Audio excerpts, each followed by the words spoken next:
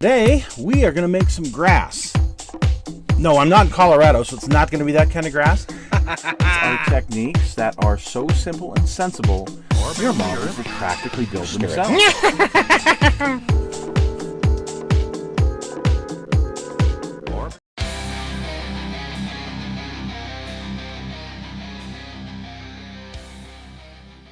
Hello folks, it's Mad Dog Merv and welcome to today's show. Today we're going to be doing something a little bit different. I'm going to be working on a piece of terrain. Now this piece of terrain I got from Kit Links, and it is a Verlinden bridge that is designed for armor. World War II, Europe armor type of stuff. But it's in 1/48 scale, which I don't do. I do 1/35 armor. But I think it's going to work out really good for my Warhammer army, for my Blood Angels. The reason and I've said it before, and I've had some flack from some folks about the scale. The reason I say 48 scale and the Warhammer army is, here's why. So I want to show you guys this. This is a 1/48 scale World War II aviator. He's a resin piece. I've had him, I've probably had him 20 years. And he is in 1/48 scale. Now this is one of those free figures that they give you at the Warhammer store. And boy, looking at him, he's missing his shield because I used it on something else. But looking at him, I'm like, that looks like 48 scale to me. And depending on the source you go to, some will tell you it's 150 something, and others will tell you it's 148. You know what? 148 is going to work for me.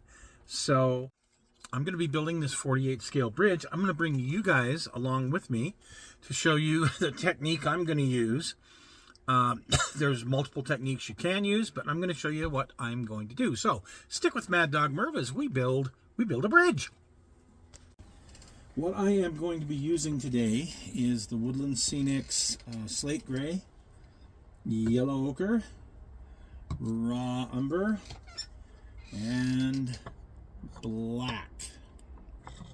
Okay. And they recommend about a 16-to-1 mix. I guess I kind of forgot how to count. But I kind of sort of mixed up some of the slate gray here with some water. And what I'm going to do is, first off, I'm going to start with the back piece that goes back here, because I'm going to do it in kind of a gray color, using a nice wide brush. And I am just going to put this stuff on here. Soaks in really good.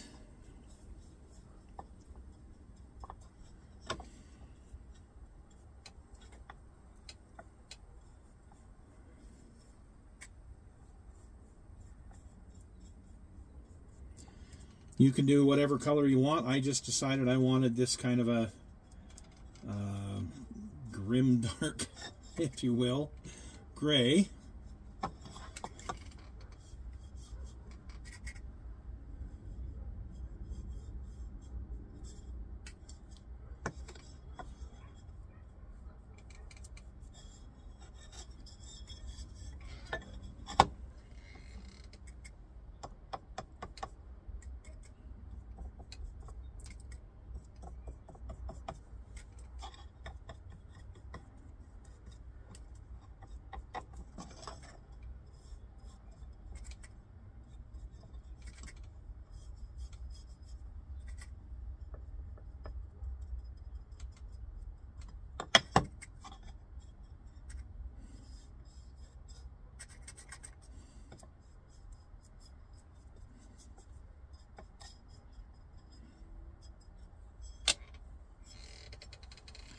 And there's the first coat on this piece. This will not be seen because of where the bridge sits, so we'll come back with another color here in just a little bit. Okay, now I've mixed up some of the yellow ochre. And I didn't get a 16-to-1, sorry. I wasn't even close. Mix it up real good here. And that's going to kind of be my first color here on the bridge. Now I'm going to do what's called the leopard spot technique, where just kind of put it on different parts of the bridge here.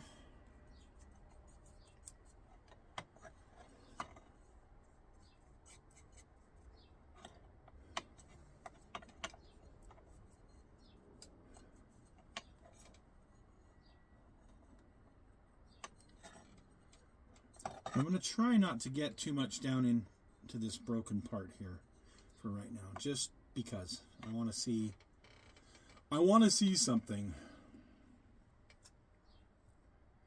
I've painted a lot of rocks before for the model railroad that I thought turned out okay, but this will be my first stone bridge.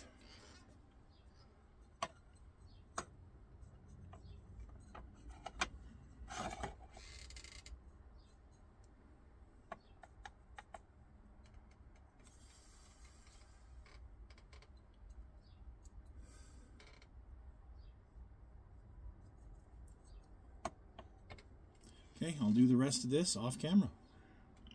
Okay, so on the next step, raw umber. Got it mixed up. I did put some right here, just the raw, non-diluted, in case I want a little more. So I'm going to hit these lighter areas first.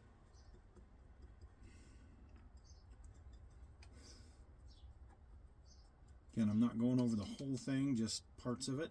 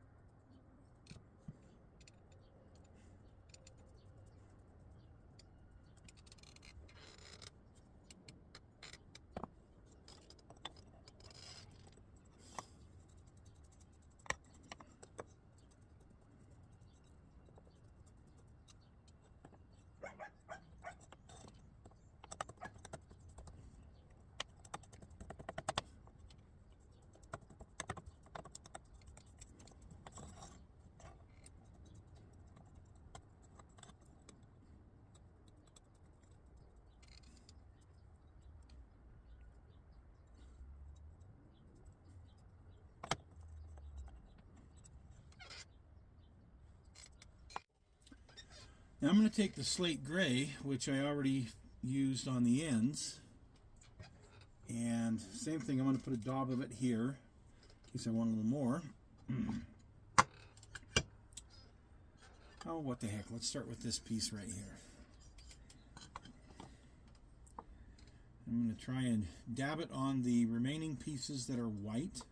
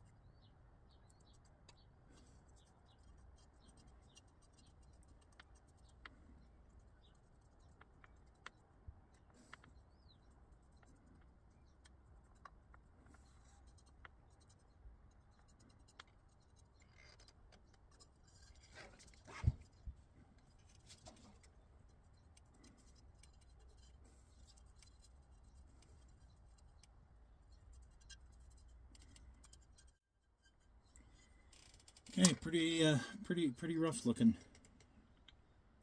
But we'll see how it dries, and then we'll look at it in the final. I'm going to go ahead and do the rest of these off camera. Now we are using black.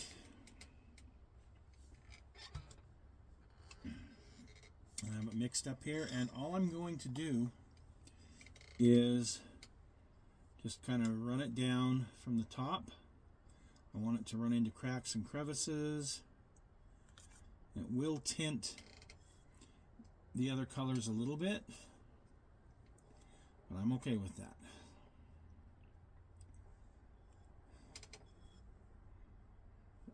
Get the puddling at the bottom.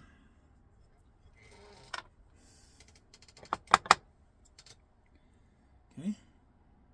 See how this looks when it's dry. And I'll finish the rest off camera here. For the next step, I'm going to, so I've already cleaned these up and washed them. Now I'm going to hit them with some Mr. Primer Surfacer 1000. I like to use that as a primer for my resin parts.